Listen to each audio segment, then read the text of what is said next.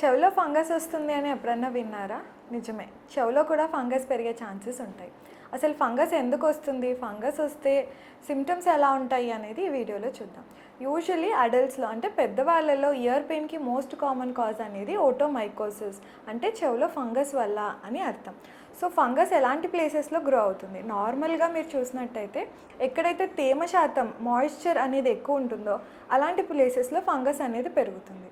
చాలామంది చెవుల్లో ఆయిల్ వేయడము లేదంటే వాటర్ వేయడం ఇలాంటివి చేస్తూ ఉంటారు.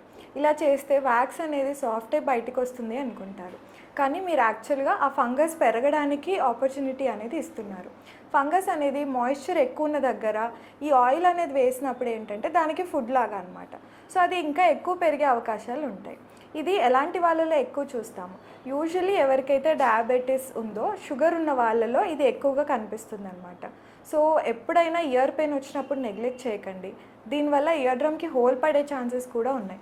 సో సర్జరీ వరకు పోకుండా ముందుగానే ఎర్లీగా మీరు ప్రెజెంట్ అయితే మెడిసిన్స్తో తగ్గించుకోవచ్చు.